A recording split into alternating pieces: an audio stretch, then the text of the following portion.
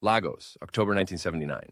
The air tastes of salt and exhaust fumes. The lagoon is still dark, the city not yet fully awake. But inside a cramped hotel room near the National Assembly, one man is pacing the floor like a caged animal. In less than 12 hours, senators will file into the chamber and decide who becomes the president of the Senate, the third most powerful civilian in Nigeria. On one side of that invisible battlefield, a man from a small, almost forgotten community in Cross River State, Joseph Wayas. On the other, a seasoned political heavyweight from a larger, richer region, backed by wealthy patrons and old military friends. 12 hours. That's all the time Joseph has to convince a handful of wavering senators to trust a man whose childhood began under a leaking roof, in a quiet village, far from the glass towers and marble floors of power. How does a boy from the forest edge end up one step away from the summit of Nigerian politics? To answer that, we have to go back, far back, to a place where the nights were so dark you could hear your own heartbeat, and the idea of someday ruling in Lagos sounded like a joke the elders would laugh at over palm wine. He was born on 21st May 1941 in Basang, in what is now Obudu local government area of Cross River State. Back then, it wasn't just a village. It was the edge of the world. Imagine a cluster of mud houses, roofs patched with rusted zinc and palm fronds, squeezed between rolling green hills and thick tropical forest. In the rainy season, the sky would tear open and pour down in sheets so heavy that children had to shout to be heard. In the dry season, red dust crawled into everything: food, clothes, even your teeth. In one of those houses, a young mother holds a baby boy and whispers a name that, at that moment, means nothing to anyone outside the family. Joseph. No one there could guess that this baby would one day sit in a chair carved by the Constitution itself, the chair of Senate President. The contrast is almost absurd. The same tiny hands that once clung to his mother's wrapper would someday grip a gavel that could silence a room full of powerful men. But before that gavel, before the chambers and the cameras, there were mornings in Basang when the world seemed brutally small. Joseph grows up in a family that understands survival better than comfort. Money is scarce. Every naira, every coin has to stretch. There's no guarantee of electricity, no running water, no doctors on every corner. If you get sick, you pray. If you want to eat, you work. As a boy, he walks long distances to school, bare feet kicking dust, slate and exercise book under his arm, the sun burning into his neck. Some children stop going after a few months. It's too far, too hard, too pointless, they say. Why learn English when there are farms to tend and goats to sell? But Joseph keeps walking. Because even as a child, he senses something. The world is larger than Basang, larger than the hills, larger than the nearest market town. Somewhere beyond the horizon, decisions are being made. Decisions that determine whether his village gets a road, a clinic, a school with real desks. He doesn't know it yet, but this quiet anger, this feeling that people far away are deciding everything, will follow him into adulthood. Into politics, into the very center of Nigerian power. Late 1940s, early 1950s, colonial Nigeria, the Union Jack still flies over government buildings. School feels like another planet. Stiff uniforms, strict rules, British-style lessons. Teachers drill the children on rulers and empires, on faraway kings and queens. They memorize capitals they will never see, recite dates that have nothing to do with the price of Gary in the nearest market. But in the middle of all that, Joseph finds something he can't ignore: language. He figures out that if you can speak well, if you can make people listen, doors begin to open. Teachers notice him. Classmates gather around when he talks. He starts to lead arguments in the yard, break up fights, organize games. When older boys try to bully younger ones, Joseph steps in, not with fists, but with words. Authority listens to confidence. He learns that lesson early. At home, evenings are lit by trembling lanterns. Elders meet in front of compounds to talk about land disputes, marriages, and local troubles. Joseph sits a little apart, listening. He watches how a single sentence from the right elder can change the whole mood, how a joke at the right moment can dissolve tension, how a firm voice can cut through chaos. Politics at this level is simple and brutal. Who gets what, who keeps what, who decides? He stores it all in his mind like ammunition. Then the world shifts. It's the late 1950s. Whispers of independence start traveling from the big cities into even the remotest villages. Nigeria might soon rule itself. No more colonial masters, no more Union Jack. In cities like Lagos and Enugu, politicians shout into microphones. Parties are born, alliances formed, betrayals plotted. But in Basang, the news arrives in pieces, on battered radios, in newspapers that arrive days late, in the stories of travelers passing through. Still, it reaches Joseph. He hears that people who look like him, speak like him, are giving speeches in the capital. meeting with British officials, drawing maps, arguing about constitutions. He hears names that begin to sound mythical.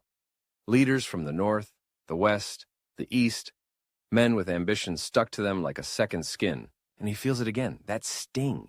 The decisions that will shape his village are being made in rooms he has never seen. So when the chance comes to leave the village, to go for further schooling, to move closer to bigger towns, to step into a wider world, he takes it. The first time he steps into a proper town with tarred roads and rows of shops, he feels almost dizzy. Cars everywhere, noise everywhere. Posters stuck on walls, advertising soap, cigarettes, and politics. Faces stare down at him from posters, smiling, serious, promising change. Vote for me. Vote for the future. Vote for progress. He doesn't know it yet, but one day his own face will fill posters like these. One day young boys from small villages will pass under his gaze, believing or doubting out his promises. 1960 arrives. On October 1st, as Lagos erupts in celebration, as the green-white-green flag climbs up the pole and the British flag slides down, Joseph feels a wave of something he can barely name. Pride, yes, hope, definitely. But also a sharp, unsettling question. Now that we have power, who will actually use it? Because independence doesn't automatically build roads in Basung. It doesn't magically staff hospitals or fix corrupt officials. It just moves the responsibility from foreign hands to Nigerian ones. And Nigerian politics almost immediately reveals its teeth. Ethnic rivalries, regional jealousy, fierce competition for control of the new state. For someone like Joseph, watching from a distance, it's both terrifying and electrifying.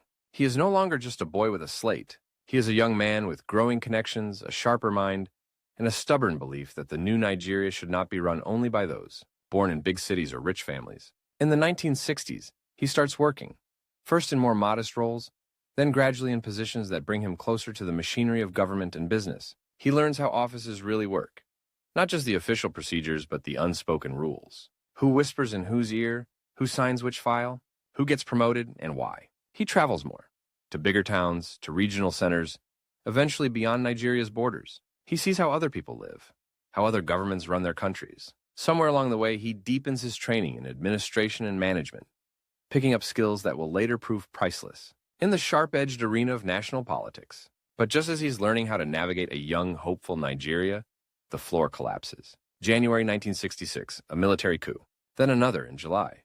The dream of smooth civilian rule is shattered by gunshots and radio announcements. The news is brutal and direct. Prime ministers and premiers are killed. Soldiers move into state houses. Politicians flee, hide, or try to negotiate their survival. Joseph watches as everything he thought was stable becomes fragile overnight. Friends become cautious. Conversations grow more careful. People lower their voices when the word government is mentioned. And then comes something darker.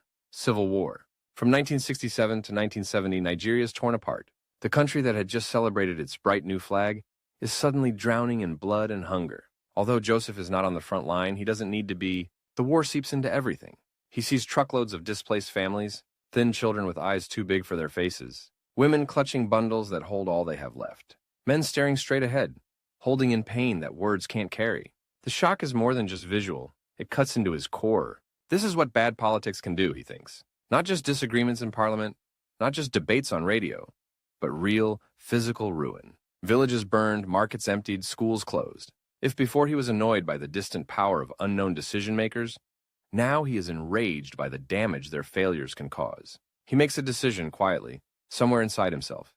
If he ever gets close to power, he will not treat it like a toy. But getting close to that power will not be easy, because ambition has a price and the competition is vicious. After the war, the military remains in charge. Nigeria tries to heal and rebuild. Oil money begins to flow more heavily, turning cities like Lagos into magnet points for fortune seekers, clever men, and ruthless opportunists. Joseph, still relatively young but already seasoned by experience, moves through this world with sharpened instincts. He builds a network, not a flashy one, but deep and strategic. Civil servants, business figures, regional influencers. Slowly his name starts to mean something beyond his village and his immediate circle. And around him, another layer of time pressure begins to appear, because the soldiers in power keep promising something.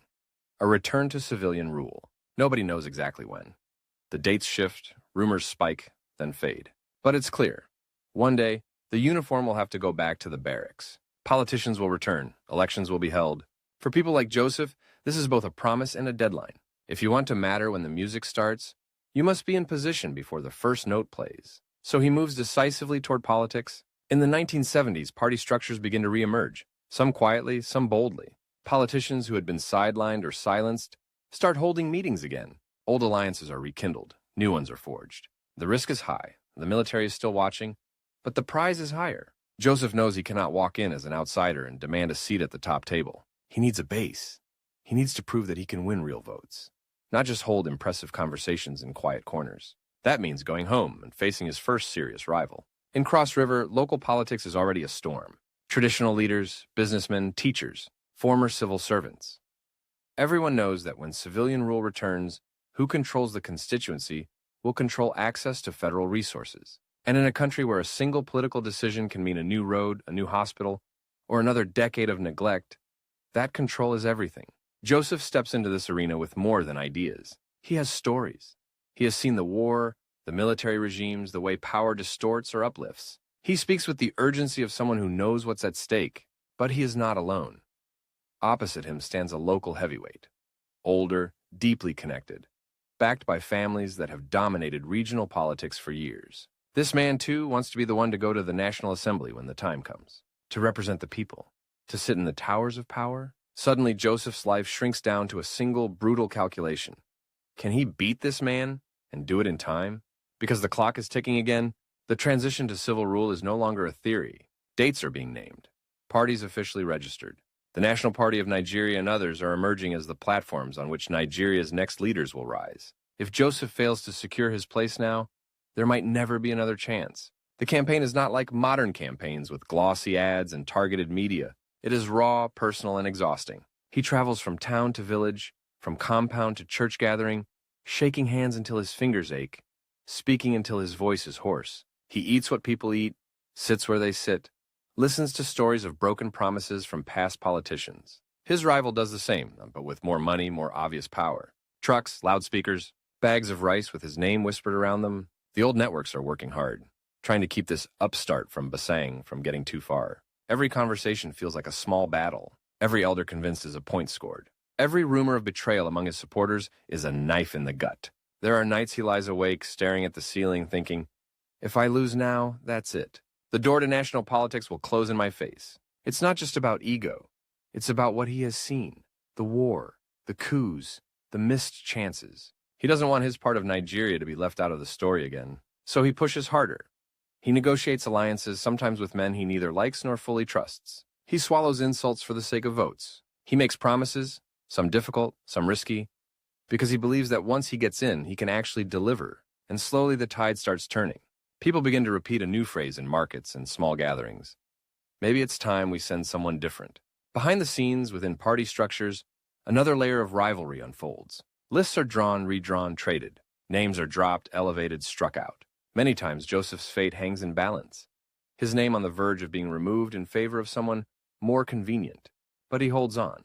He uses every ounce of persuasion he has learned since those days as a boy, watching elders argue under lantern light. He reminds leaders how badly they'll look if they ignore a candidate who can actually win votes on the ground. When the dust finally settles, one fact stands clear.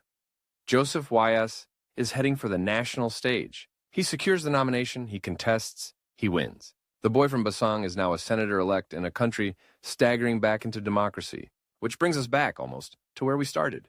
Late 1979, Lagos. The National Assembly complex looms heavy with meaning. Inside its chambers, carpets muffle footsteps, but not ambition. Men laugh too loudly, shake hands too firmly as they test alliances, measure each other's strength, smell out fear. Joseph walks those corridors knowing that the hardest part, winning a seat, was only the first act. Because within the Senate itself, a new battle has erupted. Who will lead? There are regional blocs, party divides, old grudges, new suspicions. Some think the post of Senate president should go to someone older, someone from a more populous region. Some don't want a man from faraway Cross River to hold the gavel at all. And somewhere down the hall, his main rival for that position is having the same conversations, knocking on the same doors, sharing the same promises and the same threats. The vote is hours away. Outside, Lagos roars and hustles like any other day. Street vendors shout, taxis blare their horns. Life continues as usual. But inside these walls, time is moving differently. Every minute Joseph fails to win another commitment is a minute closer to failure, to going down in history as just another senator instead of the man who could shape the young republic's legislature. 12 hours to redefine not just his own future, but the influence of the small village that raised him. 12 hours that will test everything he has learned.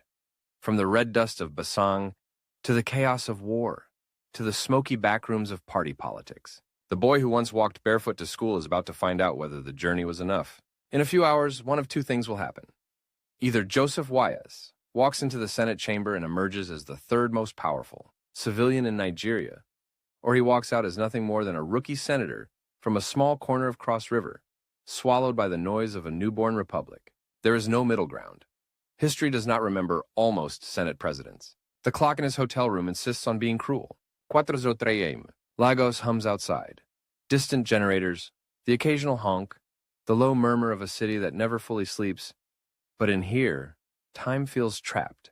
The ceiling fan cuts the air in lazy circles, while his mind races in jagged, panicked lines. On the small bedside table, a sheet of paper lies open. Names, regions, ticks, question marks. Each name is a senator. Each tick is a promise. Each question mark is a possible betrayal. Hours ago, Joseph thought he had the numbers. Now he's not so sure. Because somewhere else in Lagos, his rival is awake too. Older, richer, from a bigger state. Supported by men who can make a phone, call and move millions of naira. That rival's knocking on the same doors, whispering the same arguments, pushing the same smiles that hide the same sharp teeth. And if even 3 or 4 senators change their minds before morning, everything Joseph has fought for could evaporate like sweat on hot concrete. He looks at the list again and feels something heavy in his chest. This isn't just a personal contest. It's a test. Can a man from a small village beat the machinery of a political giant in the very first days of Nigeria's Second Republic? The phone on the table erupts with a shrill ring that tears through the silence. For a split second, Joseph's heart stops. Calls at this hour are rarely good news. He picks up. A hushed voice at the other end. One of his close allies in the Senate-elect. Wayas, we have a problem. The words land like a fist. An influential bloc of senators from a key region, men who had assured him of their support, are suddenly reconsidering. They're being pressured. The rivals' camp has promised them committee chairmanships, lucrative influence, future favors. Someone even hinted at bags of cash, discreetly delivered, no questions asked. It's not just politics, it's naked, desperate bargaining. Joseph closes his eyes for a moment and sees Basang. Red dust, thin lantern light, elders arguing under the trees. He remembers a boy sitting on the edge of those meetings, learning how a single story could sway a room. Now he needs more than stories. He needs to outplay men who have been dealing in power longer than he's even been in the Senate. How long do I have? And he asks. By sunrise, the voice replies. If we haven't locked them back in, they're gone.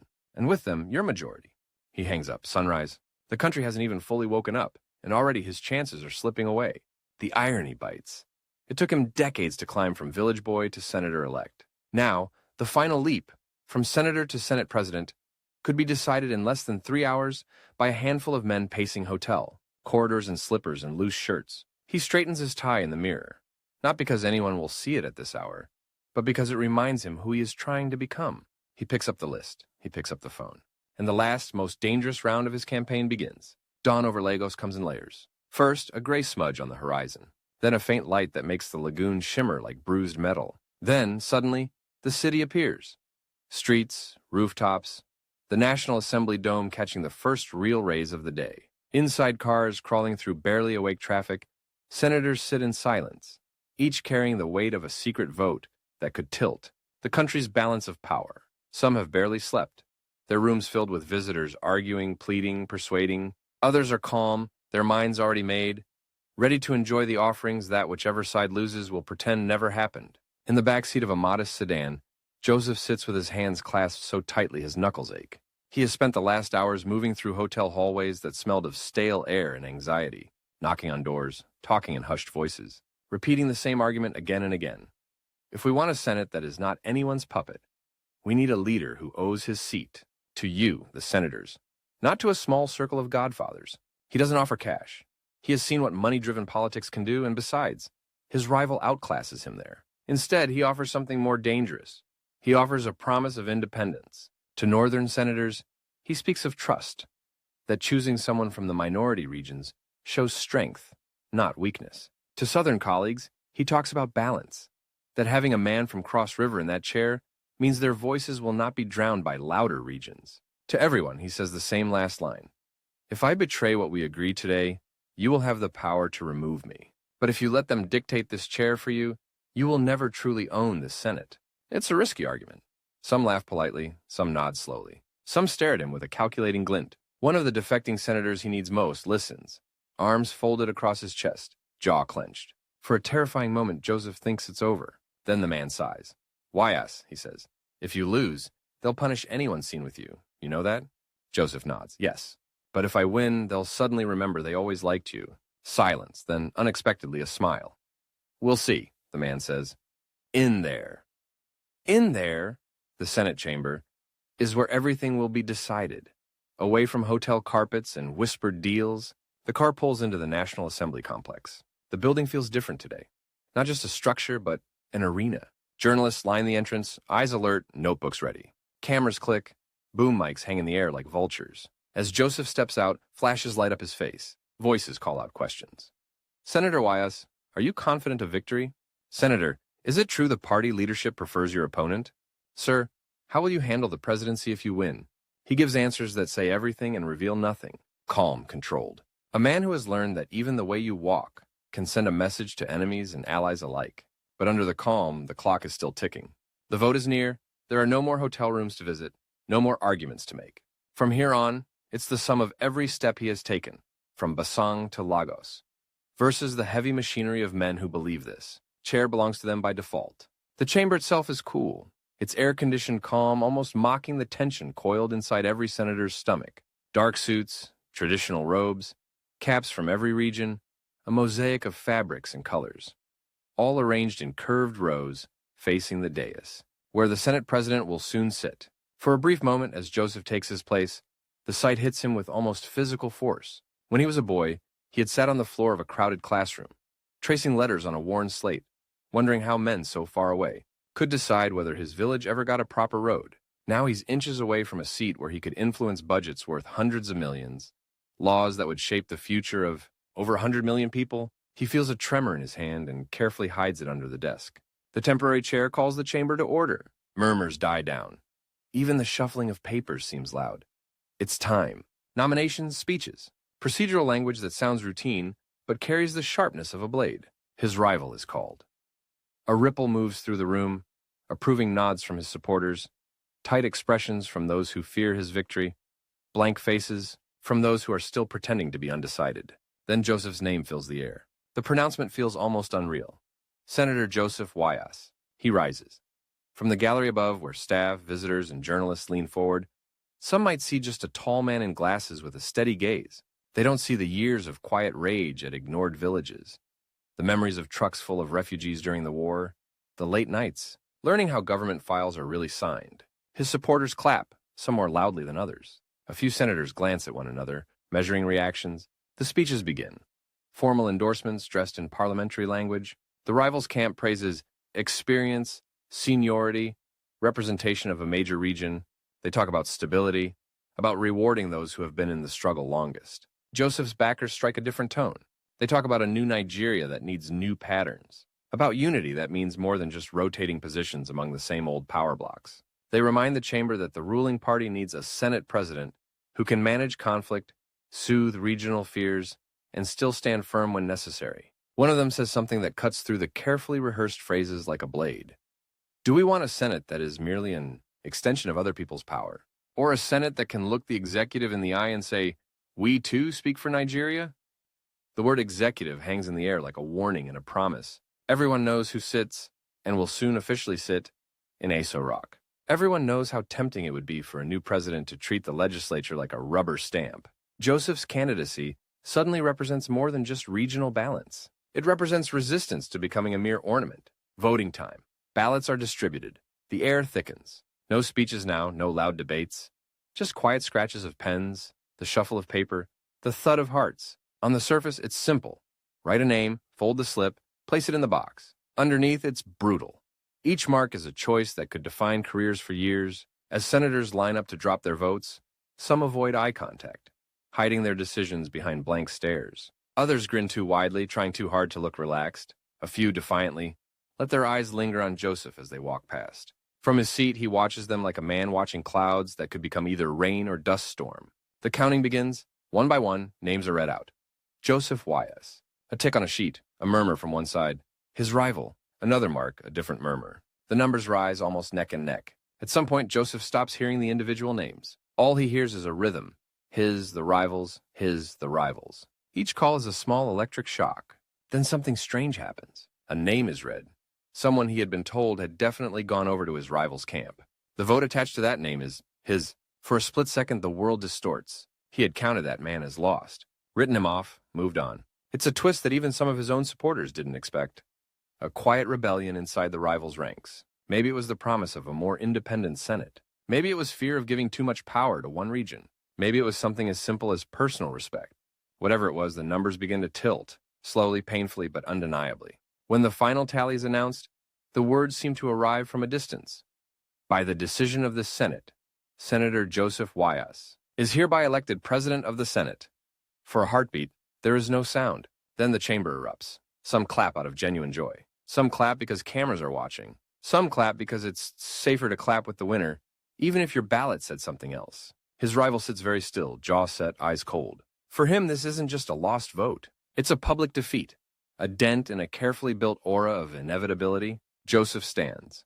The weight of the moment slams into him far harder than the applause. He thinks of his mother in Basang, who once put coins together to buy his school books. He thinks of those nights during the war when he saw strangers carrying their lives in bundles. He thinks of the quiet vow he made to never treat power like a toy. Now that power is within arm's reach, in the form of a polished wooden gavel, and a seat high above the chamber floor. He walks toward the dais. The chair of the Senate president is not just a piece of furniture. Up close, it looks almost absurd. Oversized, carved, elevated, but he knows what it represents. From this seat, he will control what the entire country hears about laws and debates. A single strike of that gavel can end an argument, silence a senator, pause a national controversy. As he sits down for the first time, a strange image flashes across his mind. The small wooden bench outside his family's house in Basang, where elders would gather, arguing over land, marriage, and local disputes. He used to think that was the whole world. Now the entire federation is his village square. Reporters in the gallery scribble. Photographers lean over the railings. Somewhere, radio stations are already preparing bulletins. In the new National Assembly today, Senator Joseph Wayas, representing Cross River, has emerged as President of the Senate. It sounds tidy, neat, formal. It doesn't sound like what it really took to get here. The sleepless nights, the whispered threats, the promises he hopes he will not regret. He takes the gavel. The wood is cool against his palm. He raises it and, for the first time, brings it down. The crack echoes through the chamber, sharp and decisive. In that sound, something changes. He is no longer just Joseph from Basang, the boy who walked barefoot to school, the young man who watched his country fracture and bleed, the ambitious politician fighting for a nomination. He is now a symbol of possibility for people from small places, of balance between powerful regions, of a Senate that might dare to say no when it needs to. But symbols are fragile, and power in Nigeria, especially in a young and unstable republic, is never comfortable for long.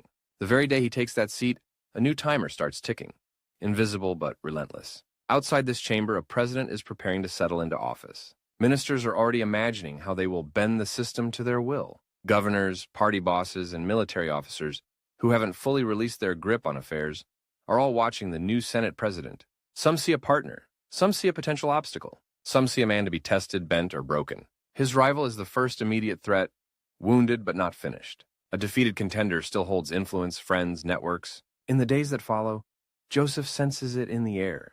Subtle resistance, slow cooperation, small procedural ambushes designed to embarrass him. Procedural votes that should be easy turn into narrow escapes. Committees drag their feet. Rumors bloom like mold in damp corners. They say you'll just be a puppet, one senator murmurs to him in a corridor, testing his reaction. And that others put you there to keep you in line. Joseph smiles, but his eyes harden. They picked the wrong puppet, he says quietly. He understands something vital. Winning the gavel was only the end of one battle, the far bigger war, to establish the Senate as a real force, and to prove that his leadership is not an accident, is just beginning. His every move is watched. The regions that supported him expect results. Those that doubted him wait for mistakes. The executive wants a cooperative partner, not a rival center of power. And all the while, the clock continues to tick. Because Nigeria in the early 1980s is not a calm country. Oil money has flooded the system, making corruption more tempting and more dangerous. Ethnic tensions simmer under the surface. The military, recently removed from direct rule, stands at the edge of the political field, arms folded, watching, waiting to decide. whether the new civilian leaders are worthy of the nation or just another crew of self-serving men.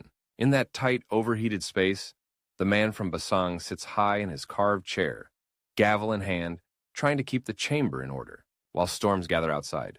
The climb to power is complete, but the real test of what he will do with it, and what it will cost him, is only just beginning. The gavel that once felt like a trophy begins to feel, disturbingly fast, like a timer. Every time Joseph raises it above the polished desk, he is aware of something most Nigerians will never see. 4 years. That's all this civilian experiment is guaranteed on paper. 4 short years to prove that politicians in flowing agbadas can run the country better than men in uniforms with guns. 4 years to show the soldiers, watching from their barracks with folded arms and quiet contempt, that democracy is not just noise, and corruption dressed in fine English. If they fail, the boots will return.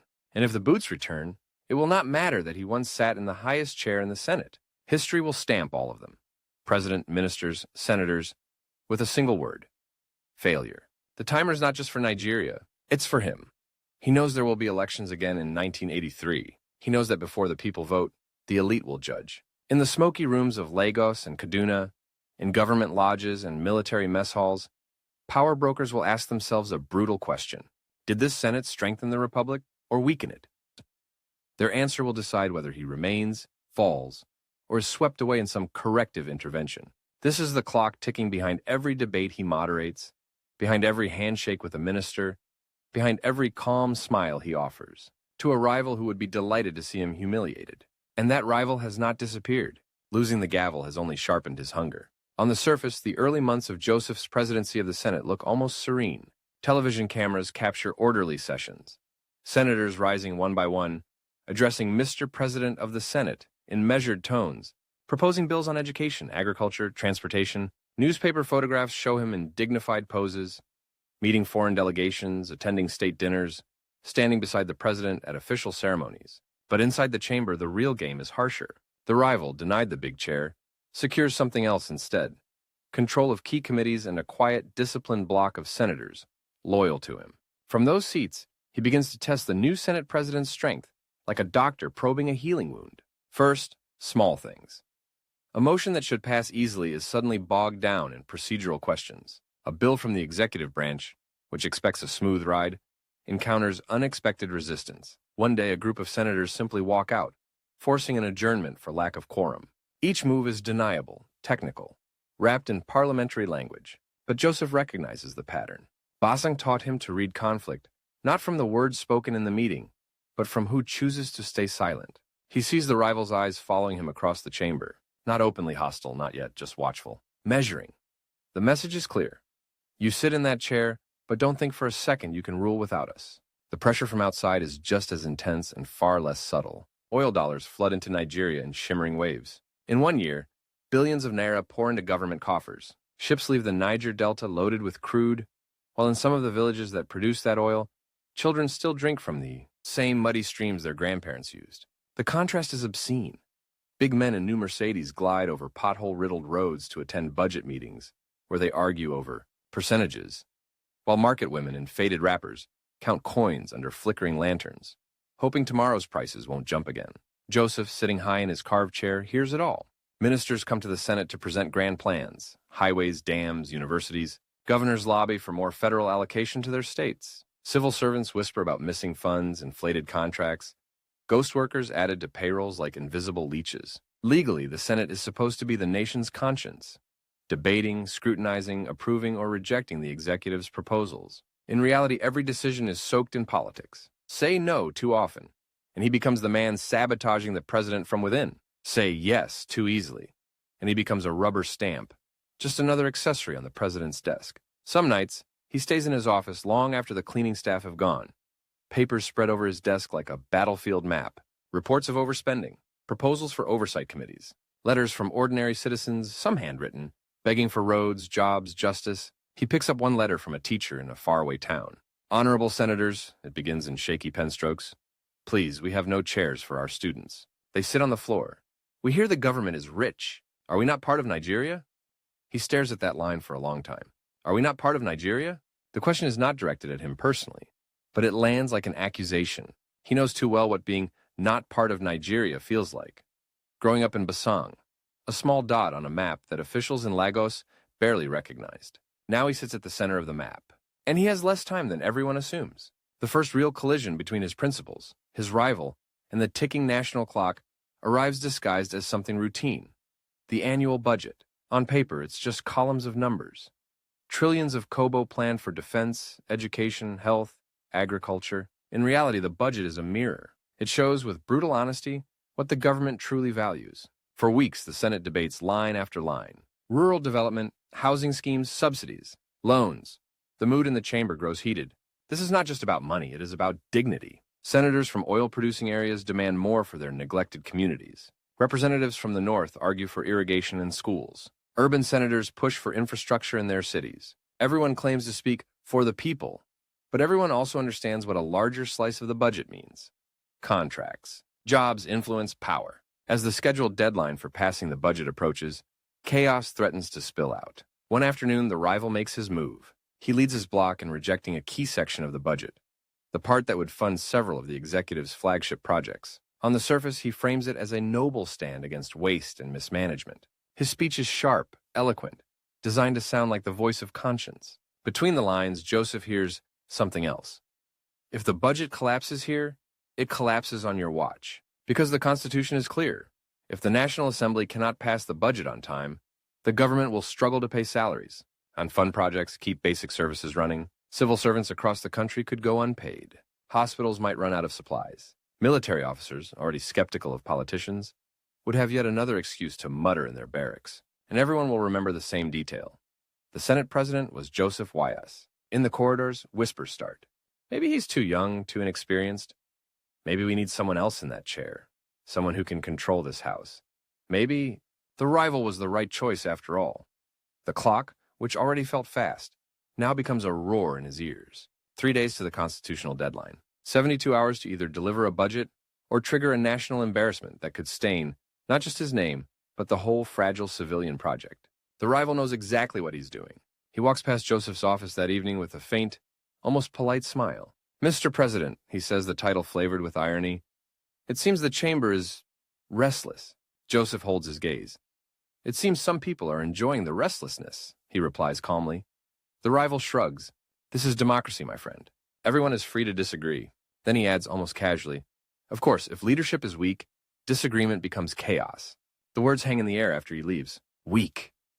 Joseph sits alone for a moment, feeling the weight of the chair press into his spine. He knows there are senators already counting votes for a possible leadership challenge. If the budget debacle turns into a full-blown crisis, they might move against him, pushing for his resignation, trying to install a new Senate president, perhaps even the very rival who now plays the role of fearless watchdog. He also knows that if he bows too easily to the executive, forcing through the budget without proper scrutiny, his hard-won reputation as an independent leader will evaporate. The country expects a miracle. He has 72 hours to produce one. That night, he goes back to something that has never failed him. The art of the quiet conversation. Not in front of cameras, not in the echoing chamber. In small rooms that smell of old leather and instant coffee, he meets senators in groups of 3 or 4. Some in his official office, some in borrowed rooms. Once, even in a corner of a hotel bar, away from prying ears. He listens first. He hears genuine grievances. Regions starved of investment, projects promised but never funded. Ministries that treat the Senate like an annoyance rather than a partner. He also hears naked ambition, demands for committee chairmanships, personal projects, favors. Instead of preaching, he does something that surprises many of them. He shares his own vulnerability. If this Senate fails to pass a responsible budget on time, he tells them, it will not be my name alone that is damaged. When the soldiers talk about useless politicians, they will not separate by party, region, or faction. They will put all of us in one basket and throw it away. The room falls quiet, he continues. We have a chance to prove that civilians can disagree fiercely and still deliver results. Or we can prove our enemies right, that we only know how to fight for ourselves. He doesn't threaten. He doesn't beg. He does something far more uncomfortable. He reminds them of their own fear. Military rule is not a distant memory. Many of these men remember answering to colonels, not voters. They remember decrees, not debates. None of them want to return to that. Slowly, the mood begins to shift. Some of the rivals' loyalists, not the inner circle, but the outer ring of opportunists who follow power wherever it flows, start asking quiet questions. Is there a way to adjust a few items, satisfy certain regions, and still move forward? If the Senate president is willing to accept some amendments, perhaps we don't need to tear the whole thing down. Joseph seizes the opening. In a move that surprises even his closest allies, he reaches out to a few of the rivals' lieutenants and offers them something unexpected: respect. He agrees to incorporate some of their proposed amendments into the budget document. Not because he is weak, but because he knows that letting them own parts of the victory will deny the rival a total narrative of obstruction. "You will be able to go home," he says to one, "and tell your people you fought for them and won something real. That is what matters in the end, isn't it?" The man looks at him, suspicious at first. Then he nods slowly. Politics, Joseph has learned, is not just about crushing opponents. Sometimes it is about making it more profitable for them to cooperate than to resist. The final showdown on the budget happens with less than 24 hours left. The chamber's packed. Journalists crowd the galleries. Radios crackle in offices across the country. Civil servants listening with uneasy attention. In ministries, calculators are poised above worksheets, waiting to know if the money they've been planning to spend actually exists on paper. The rival rises to speak. This is the moment Joseph has been bracing for. The last-minute assault that could shatter the fragile consensus he has been piecing together in hallway conversations and late-night meetings. The rival's speech begins as expected.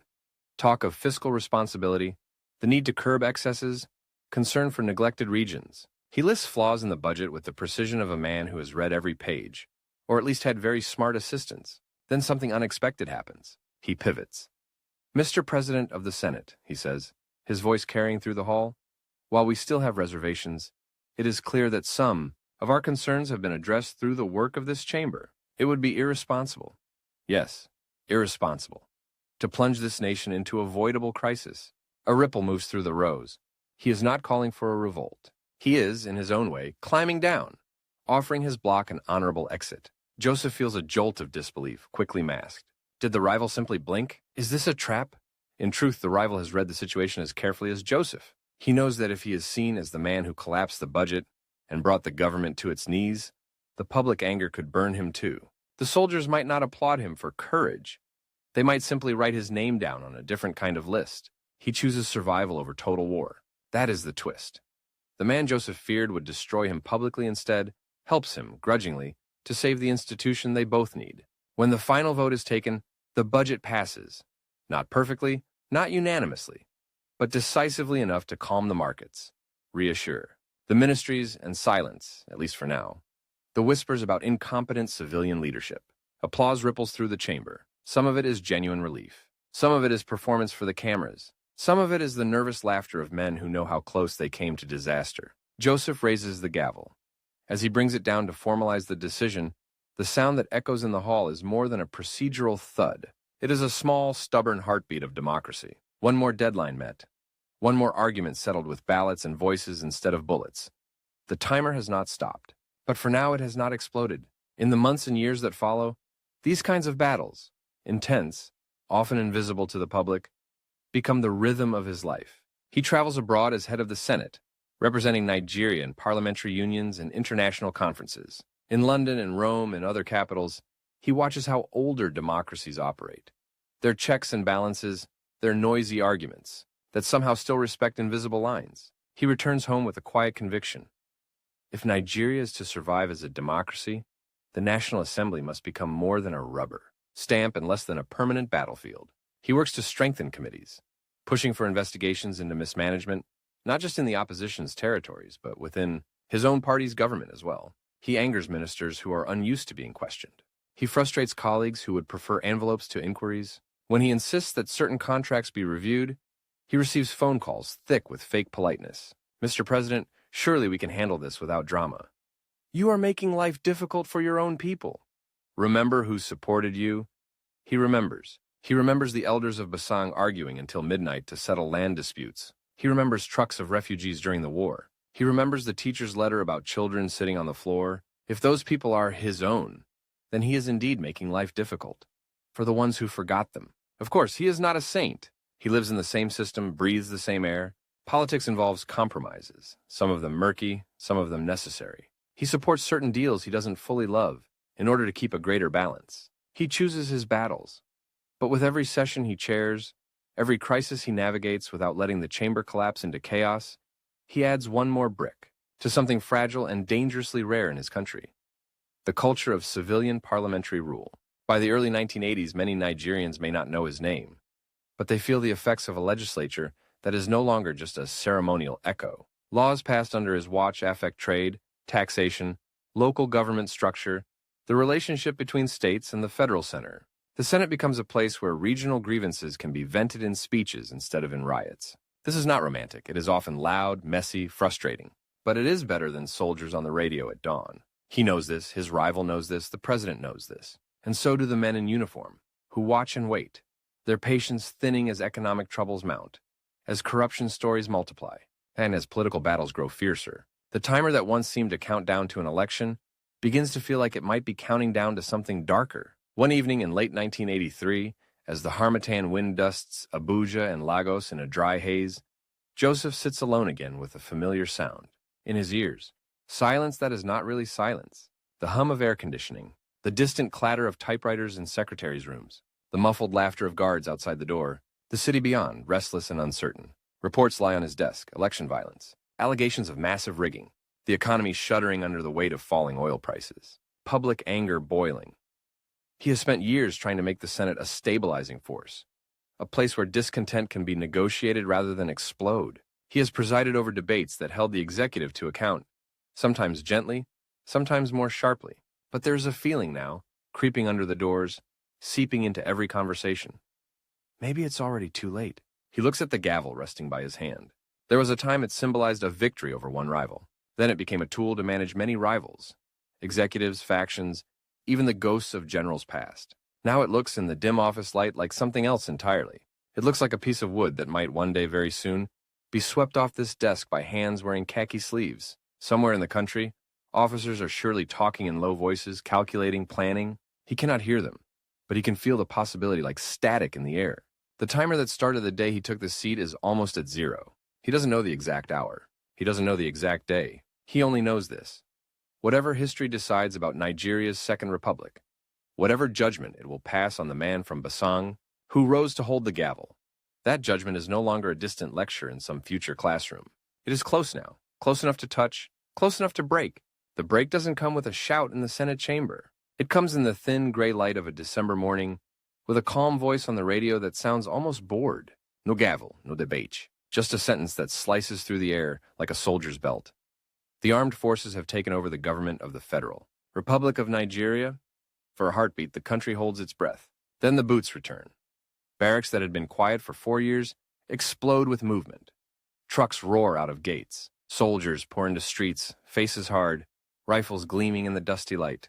At roadblocks, drivers are ordered out of their cars with hands raised. Radios crackle the same message in English, Hausa, Yoruba, Igbo, Efik, Pidgin. The civilians have failed. The politicians are corrupt. The soldiers are here to save Nigeria. In one house, not far from the center of power, a man who has spent years mastering the delicate music of parliamentary procedure hears only one sound, the timer hitting zero. Joseph Wayas sits on the edge of his bed, already dressed, eyes fixed on the radio as if he might stare the words back into the speaker. He knew it was possible.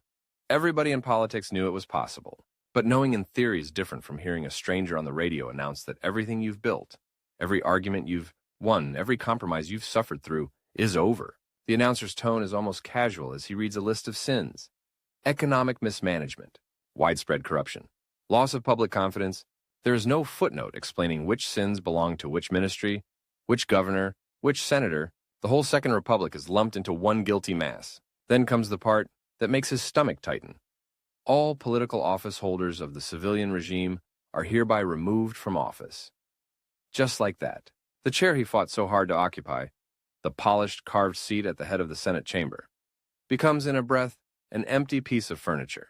He is no longer president of the Senate. He is just Joseph again. And Joseph is about to find out what it feels like to be on the wrong side of a gun. They come for him before noon, not with wild shouts or broken doors. The soldiers who arrive at his residence are almost polite. Almost. "Sir, you have to come with us," the officer in front says, voice flat, eyes expressionless. There are no warrants, no formal charges. The uniform itself is the document. He glances once at his wife, at his children. He doesn't say, "It will be fine." He doesn't lie. He just nods, picks up the small bag he had started to pack days ago, because some part of him had smelled this wind in the air, and walks out between the soldiers. The city around them is transformed. Where yesterday there were posters, today there are soldiers. Where yesterday there were campaign jingles on the radio, today there are martial decrees. Where yesterday his car could glide through with a siren and a flag, today it is waved aside at every checkpoint until the soldiers at the back window flash their weapons. He is taken to a place with high walls and metal gates that slam shut behind him with a sound he will never forget. Detention, no red carpet, no aides, no reporters. Just a concrete room, a thin mattress, a metal bucket in the corner, and the taste of rust in the air. Time, which used to be divided into committee meetings, plenary sessions, state visits, is now divided by different markers. Morning, roll call, rationed meals, the scrape of boots in the corridor. He does not know how long he will be kept. Days, months, years. The timer that once counted down towards an election now becomes something stranger and more cruel. An empty clock with no numbers. He is not alone. In other cells, behind other doors, familiar names pace small rectangles of floor. Former governors, former ministers, party strongmen who once puffed cigars in plush offices now sit on benches with splinters, their fine agbadas replaced by whatever shirts the guards threw at them. One evening, during a rare trip down the corridor, he catches a glimpse of a face that freezes him mid-step. The rival, the man who once nearly stole the gavel from him, the man who tested his leadership with walkouts, procedural ambushes, quiet plots, the man whose smile always held a blade. Now that same man stands behind iron bars, beard untrimmed, eyes tired. For a second, their gazes lock. In that look, a whole history flashes. The bitter leadership contest, the budget crisis, the long speeches, the subtle jabs, the careful truce, and then, above all of it, the same blunt truth. To the men in uniform, their rivalry never mattered. Senate president, would-be Senate president. To the soldiers, they are just two members of the same condemned species.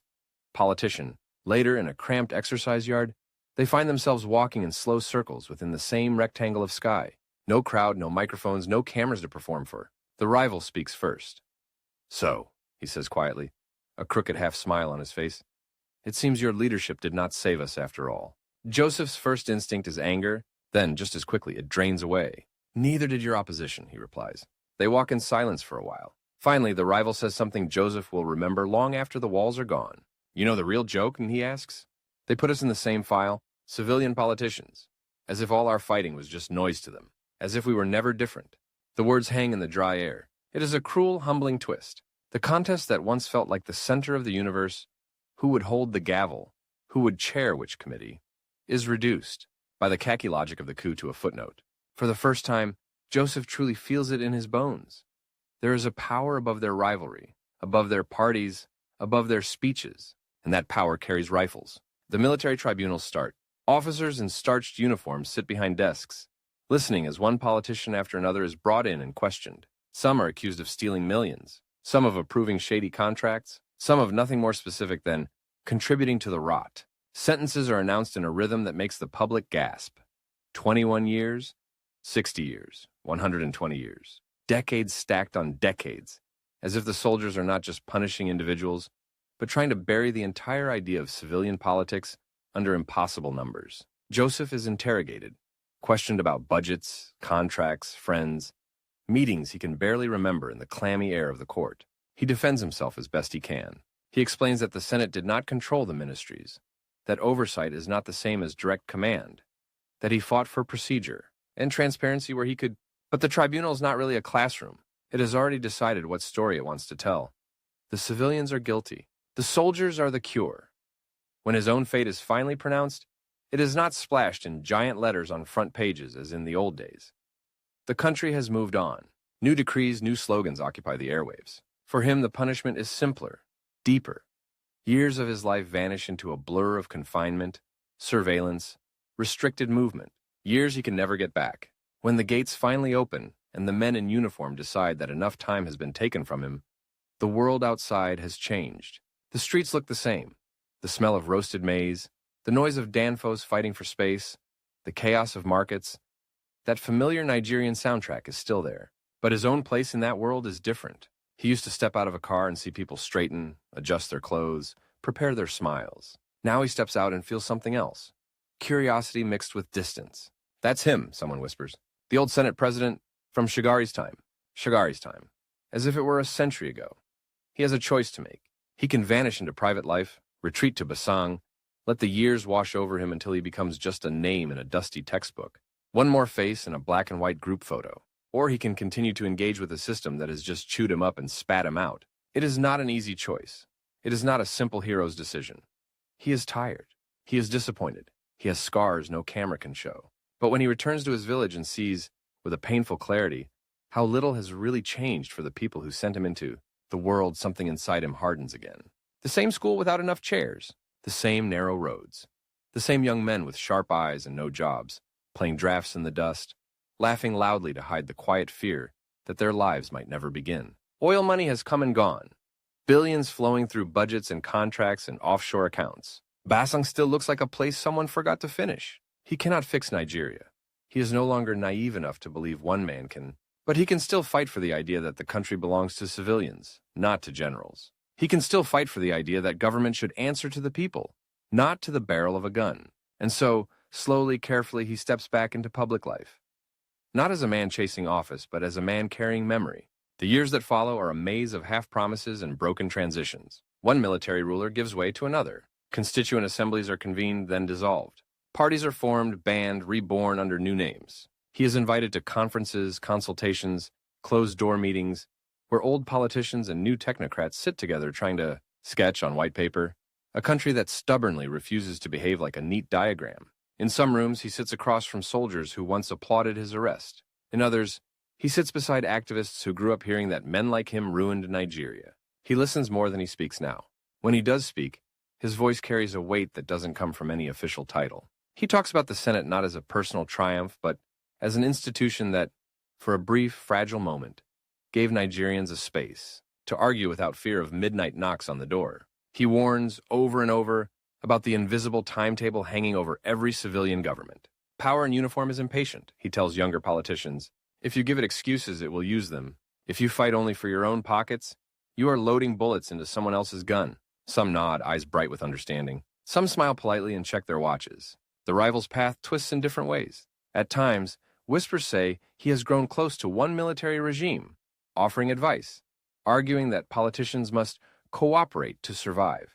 At other moments, he appears at the same gatherings as Joseph, the same round tables, the same hotel lobbies between endless sessions. They are no longer combatants vying for the same chair. They are survivors of the same storm, carrying different scars. One evening in the dim bar of a Lagos hotel during yet another constitutional conference, the rival raises a glass to him. To the last Senate President of the Second Republic, he says, the old irony softened by years. Joseph lifts his own glass. And to the first who tried to take the chair from me, he replies. They both laugh. Then the rival grows serious. You know, he admits, if I had won back then, they would have locked me up too. Maybe worse. He shakes his head. We were fighting over a house that was already on fire. It is a late, bitter acknowledgement. Another twist in a story that has seen them go from enemies to something more complicated. Mirrors of each other's choices. When Nigeria finally returns to civilian rule in 1999, with a new constitution and a new National Assembly, he watches the ceremony on television with a strange mixture of pride and unease. The building in Abuja is grander than the chambers he once presided over.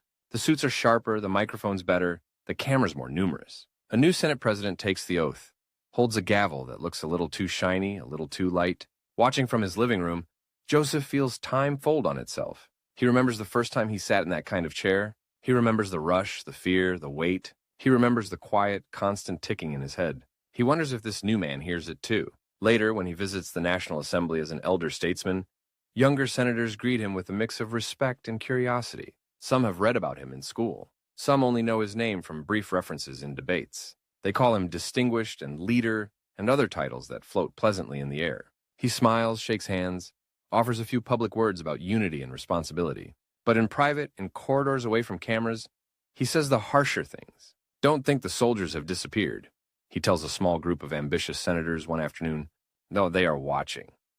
Not just the ones in uniform, the ones in their minds, the ones who believe this country needs a strong hand. If you behave as if democracy is a joke, they will convince the public to laugh with them.